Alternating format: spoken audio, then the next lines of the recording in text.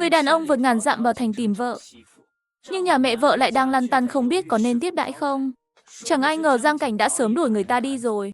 Được thôi, nếu anh muốn ở lại đây, thì cứ ở tạm, bình tĩnh lại rồi tính tiếp nhé. Anh ta lấy từ trong áo ra một xấp tiền và một cái hộp, nhét vào tay Giang Cảnh. Nhìn sơ một cái, rồi quay đầu bước đi. Giang Cảnh mặt không cảm xúc nhìn bóng lưng Tưởng Nguyệt xa dần. Rồi mở chiếc hộp trên tay ra. Bên trong là một chiếc vòng ngọc bích, long lanh trong suốt. Nhưng Giang Cảnh rõ ràng nhớ rằng, ở kiếp trước, chiếc vòng này từng đeo trên tay Ôn Hiên. Không ngờ kiếp này, chiếc vòng lại được đưa đến tay mình. Lại đến số tiền Tưởng Nguyệt nhét cho anh. Đầy đủ 200 đồng luôn. Nhiều tiền thế này cũng đủ cho Niệm Niệm tiêu một thời gian. Giang Cảnh yên tâm cất tiền đi. Rồi quay lại lò mổ. Tiểu thư, cô không đi rồi sao? Tôi đến lấy đồ thôi. Lấy xong là đi ngay à? Trương Tiểu Bắc mím môi. Không thấy người đàn ông vừa nãy đâu. Cậu ta ngập ngừng một chút. Hình như muốn nói gì đó. Nhưng khi chạm mắt Giang Cảnh, lại tự động nuốt lời xuống. Rốt cuộc chẳng hỏi gì cả. Giang Cảnh không để ý vẻ mặt Trương Tiểu Bắc, đi thẳng ra khỏi lò mổ, đến cửa hàng thịt đón Niệm Niệm về nhà. 2 ngày nay Kiều Vũ Hiên bận việc, không ai trông Niệm Niệm giúp anh, nên gửi Niệm Niệm ở cửa hàng thịt của chú Trương.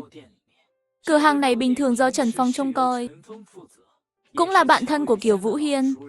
Sao lại mang đồ đến nữa rồi? Lần sau cậu còn thế này, tôi không dám trông Niệm Niệm nữa đâu. Chỉ là chút đồ ăn thôi mà. Anh Trần đừng khách sáo thế. Giang Cảnh cười nói chuyện với Trần Phong một lúc. Thật là thú vị. Một lát sau ra khỏi cửa hàng thịt, Niệm Niệm nét trong lòng anh, lười chẳng muốn tự đi. Giang Cảnh ý mình giờ khỏe mạnh, cũng chiều cậu bé, bế bổng cái mông nhỏ của cậu lên. Niệm Niệm bị chọc cười khanh khách, vô tình để lộ đồ trong lòng ra ngoài. Mẹ có thật nhiều tiền nè. Đây là bố con cho đấy.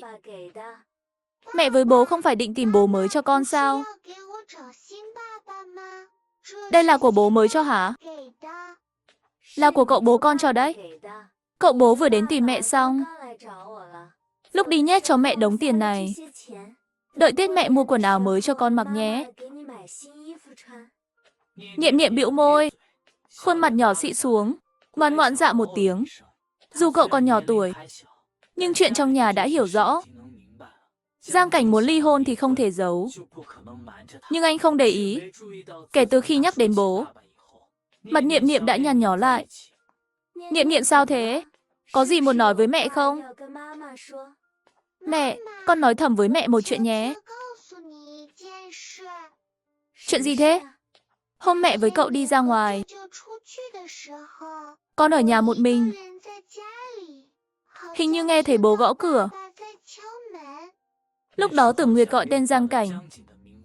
Niệm Niệm tuy không quen bố lắm, nhưng giọng bố thì cậu nhớ rất rõ. Giang Cảnh ngẩn ra, rồi chợt nhớ lại, chắc Niệm Niệm nói đến ngày thứ 2 họ đến nhà họ Kiều. Khi đó anh và Kiều Vũ Hiên đi mua đồ, tiện tìm luôn một công việc. Nguyên ngày hôm đó Niệm Niệm ở nhà một mình. Thì ra hôm đó anh ta đã đến rồi. Giang Cảnh hơi cúi đầu, vẻ mặt có chút u ám. Nhưng rồi anh nhanh chóng ngẩng lên. Thì đã sao chứ? Dù gì anh cũng quyết ly hôn rồi. Cùng lúc đó, tin người đàn ông của Giang Cảnh tìm đến đã lọt vào tay Trần Tú Liên. Người đàn ông của con gái nhà cô làm gì vậy? Tôi thấy giống quân nhân lắm. Vợ nó tốt số thật. Người đàn ông nào? Sao tôi nghe chẳng hiểu? Thì người đàn ông của Giang Cẩm nhà cô đó. Tôi nói cho cô biết, hôm nay tôi gặp người đó rồi. Đứng ngay cửa nhà cô gõ cửa. Tôi nghe anh ta gõ cả buổi. Định ra xem thử. Ai ngờ trông đẹp trai lắm. Nói sao nhỉ? Như con ngỗng lạc vào đàn gà vậy. Nổi bật không chịu nổi luôn. Cô thật sự thấy rồi. Tôi nói cô nghe. Chuyện này không đùa được đâu. Đùa gì chứ? Tôi giống người nói bậy sao? Tôi quên mất. Anh ta đến tìm Giang Cẩm thật. Tôi còn chỉ đường cho anh ta đến lò mổ nữa. Anh ta lập tức đi tìm ngay. Trần Tú Liên nghe xong, sắc mặt không giữ nổi bình tĩnh. Giang Cảnh chưa từng trước mặt họ đề cập gì về người đó. Cô không khỏi lo lắng trong lòng. Tôi nói cô nghe. Biết đâu lát nữa anh ta với Giang Cẩm cùng về đấy. Không tin thì đợi xem nhé. Trần Tú Liên lập tức ngồi không yên. Qua loa đáp bà cô Vương vài câu. Quay đầu chạy thẳng ra chợ rau. Tay cô còn xách rau tối nay vừa mua. Bình thường thì đủ ăn. Nhưng nếu Giang Cảnh thật sự dẫn người đàn ông đó về, chút rau này em là không đủ. Lần đầu đến nhà, thế nào cũng không thể quá sơ sài. Cô mừng vì tối nay ta làm sớm, còn nhiều thời gian để chuẩn bị. Mua rau xong thì Kiều Trung Diệu và Kiều Vũ Hiên cũng tan làm. Chuyện gì thế này? Sao tự nhiên mua nhiều rau vậy? Nhanh lên, hai người dọn dẹp chút đi. Nhà sắp có khách đấy. Lúc tan làm, tôi nghe cô Vương nhà bên kể, người đàn ông của Cảnh Nhi đến tìm nó, gõ cửa ngoài kia cả buổi luôn. Rồi bị cô Vương chỉ đường đi lò mổ tìm rồi. Thật thú vị, Kiều Trung Diệu và Kiều Vũ Hiên giật mình. Hả? Người đàn ông của Cảnh Á, tức là bố của Niệm Niệm. Vũ Hiên, con mau đi rửa ít hoa quả. Lát chuẩn bị cho khách ăn. Bố nó, ông nhanh chuẩn bị ít phong bì đỏ đi. Con rể mới đến nhà, phải ra dáng chút chứ. Kiều Trung Diệu và Kiều Vũ Hiên nhìn nhau. Mày đều nhăn lại. Sao lại là con rể mới được? Giang Cẩm kết hôn lâu vậy rồi, cũng chẳng thấy anh ta đến lần nào. Lần này Giang Cẩm dẫn Niệm Niệm về một mình. Chẳng thấy bóng dáng anh ta đâu. Chuẩn bị gì mà chuẩn bị? Với ông em rể chưa từng gặp này, tôi chẳng ưa nổi đâu. Ông đừng vội. Nói rõ ràng đã, rồi chuẩn bị, cũng không muộn. Ông chắc chắn người nhà họ Vương thấy là người đàn ông của Cẩm chứ? Không phải hiểu lầm sao? Tôi hỏi rồi, không phải hiểu lầm đâu. Cô Vương kể rõ ràng lắm. Bảo anh ta hỏi thẳng Cảnh đâu. Nói là chồng nó, anh ta cũng gật đầu. Cô Vương còn khen cả buổi. Bảo anh ta đẹp trai lắm, lại giống quân nhân nữa. Chắc chắn không nhầm. Nếu không nhầm, thì tôi thấy chúng ta đừng chuẩn bị thì hơn. Cẩm Nhi về nhà cũng được một thời gian. 3 ngày thế mà đến được thì đã đến rồi. Sao phải đợi đến hôm nay? Tôi thấy quan hệ hai người họ không tốt đâu. Nhưng cũng không thể chẳng chuẩn bị gì chứ. Dù gì cũng là chồng chị, lại là bố của Niệm Niệm. Lần đầu đến nhà, phải tiếp đãi chút chứ. Nhỡ hai người họ ly hôn rồi thì sao? Chuẩn bị thế này chẳng phải làm anh ta khó xử à? Người phụ nữ tình cờ giúp ông cụ lấy lại ví tiền bị cướp. Nhưng sau đó ông cụ lại muốn dạy anh võ thuật. Giang Cảnh nhìn tay chân run rẩy của ông, nghĩ ông là kẻ lừa đảo luôn. Được rồi, tôi hiểu ý mọi người rồi. Chuyện này cứ xem như không biết đi. Chúng ta chẳng chuẩn bị gì hết. Lát nữa chị dẫn anh ta về. Chúng ta xem quan hệ họ thế nào đã. Hỏi ý kiến của họ một chút. Nếu mọi chuyện ổn thỏa, ngày mai chuẩn bị một bữa cơm đoàn viên. Tiếp đãi anh ta thật tử tế. Tốt, cứ làm vậy đi. 3 người nhà họ Kiều bàn bạc cả buổi. Rốt cuộc chẳng chuẩn bị gì cả. Nhưng vừa nghe tiếng cửa, cả 3 người đồng loạt quay đầu nhìn ra cửa. Trên người tôi có gì sao? Không có. Chẳng có gì hết. Mau đi rửa tay đi. Lát nữa qua ăn cơm. Lại qua thêm một lúc lâu, cửa lại vang lên lần nữa. Lần này đúng là Giang Cảnh về thật. Giang Cảnh dắt tay nhỏ của Niệm Niệm bước vào. Trần Tú Liên lén lút nhìn ra phía sau anh. Sao thế? Không có gì. Tôi xem trên người con có dính đất không thôi. Cô thất vọng thu lại ánh mắt. Kiều Trung Diệu và Kiều Vũ Hiên nhìn nhau một cái. Chẳng có gì, cũng chẳng nói. Ăn tối xong, Giang Cảnh bế Niệm Niệm đi rửa mặt đánh răng. Kiều Giai Di ngồi ở phòng khách xem tivi. Cô nàng không muốn về phòng, xem tivi mà lòng chẳng để ý. Liếc mắt thấy trên bàn có cái hộp nhỏ, nhìn là biết đựng trang sức, lại còn hàng nhập khẩu nữa. Kiều Giai Di cầm lên xem thử. Mở hộp ra thấy bên trong là chiếc vòng tay xinh đẹp. Mắt sáng rực lên. Cái này bao nhiêu tiền vậy trời? Kiều Giai Di ngày thường thích quần áo, trang sức. Chiếc vòng thế này cô thầm ao ước lâu rồi.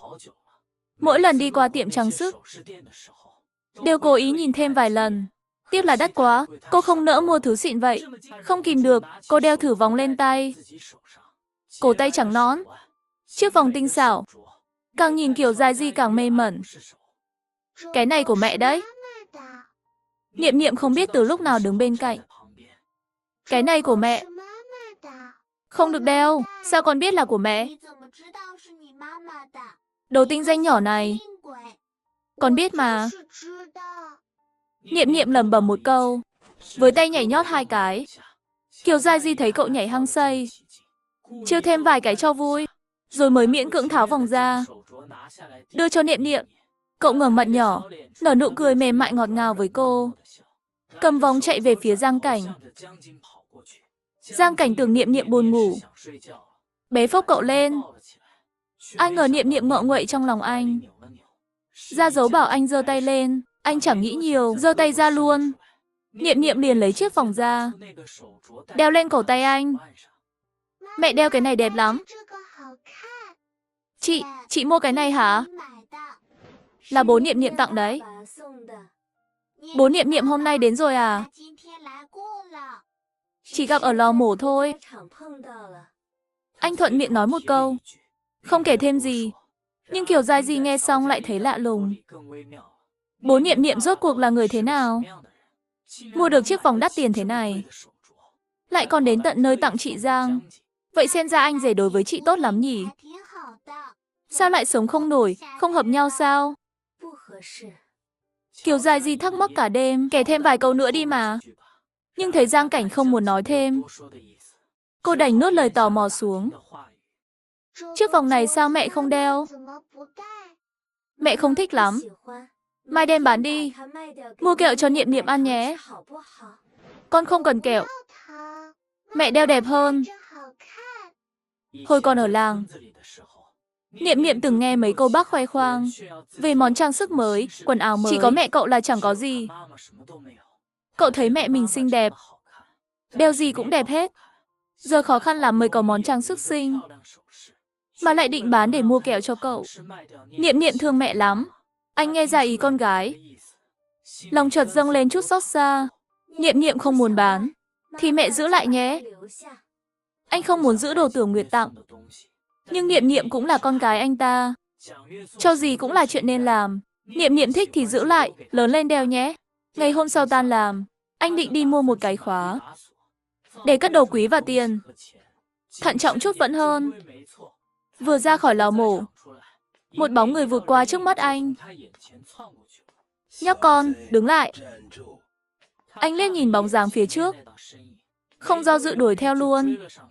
Vài ngày ngắn ngủi, sức bền của anh đã tốt hơn. Chẳng mấy chốc đuổi kịp tên ôm túi ra. Một cú đá nhẹ vào sau gối hắn. Tên kia ngã nhào xuống, la oai oái vì đau. Giang Cảnh lạnh lùng liếc hắn một cái, rút túi ra đưa cho ông cụ vừa chạy tới. Giỏi quá ta. Cô từng luyện võ rồi hả? Chưa, tôi chỉ khỏe thôi. Thế cô có muốn học võ không? Tôi dạy cô nhé. Thôi à, với lại tôi 22 rồi. Chắc không còn tuổi học võ nữa. Tuổi cũng hơi lớn thật. Nhưng tốc độ, sức mạnh của cô tốt lắm. Xuất phát điểm cao mà. Nhìn kìa, không có chuyện gì nữa thì tôi đưa tên trộm này đến đồn cảnh sát đây. Ông thấy ánh mắt cảnh giác của Giang Cảnh. Không ngờ đại tông sư nổi tiếng Tương Giang cũng có ngày bị người ta coi là lừa đảo. Như Kỳ Phong muốn đuổi theo, nhưng đã chẳng thấy bóng Giang Cảnh đâu. Ông thở dài một cái, định rời đi. Bỗng nhớ ra mình chưa cảm ơn người ta. Nghĩ đến chỗ Giang Cảnh vừa ra, ông quay lại luôn. Cô gái vừa nãy ông có quen không? Cô ấy làm việc ở lò mổ của tôi. Ông biết cô ấy ở đâu không? Tôi muốn đến tận nơi cảm ơn cô ấy. Ông Trương thấy ông cụ ăn nói lịch sự, nghĩ ngợi một chút rồi cho ông địa chỉ. Như Kỳ Phong cảm ơn rối rít. Hôm nay là cuối tuần. Ngoài Giang Cảnh, nhà họ Kiều chẳng ai đi làm. Kiều Giai Ất như thường lệ tập võ xong, toàn thân đầy vết bầm về nhà. Con là con gái, lại thi đỗ đại học tốt. Làm bác sĩ đàng hoàng không tốt sao? Sao cứ thích xen vào chuyện nhà chính? Con thích mà. Từ nhỏ con đã học võ với ông nội. Giờ cũng là vì nhà mình mà tránh chút danh. Thi đấu có thưởng lớn lắm. Đợi con lấy được tiền thưởng, sẽ trả lại hết tiền mọi người đã bỏ ra. Gia đình với nhau nói gì chả với không. Chủ yếu là ông nội con không đồng ý. Giờ cũng chẳng biết đâu mà lần. Kiều Trung Diệu nghĩ đến chuyện này là đau đầu. Ông cụ Kiều đã sớm cãi nhau to với nhà chính. Vì nhà chính coi trọng Kiều Giai Ất, mà cô lại khăng khăng muốn gia nhập đại nhà chính, thay mặt nhà chính đi thi đấu võ thuật. Vợ chồng Kiều Trung Diệu cũng không ủng hộ, nhưng cô lén mua vé đi Tương Giang. Chơi kiểu tiền trảm hậu tấu luôn, cả nhà cũng chẳng biết nói gì. Để lo lót quan hệ với bên nhà chính cho cô, đã tiêu tốn không ít tiền tiết kiệm, nhưng đó vẫn là chuyện nhỏ. Chủ yếu là ông cụ giận quá bỏ nhà đi. Đến nay nửa năm rồi chẳng liên lạc gì.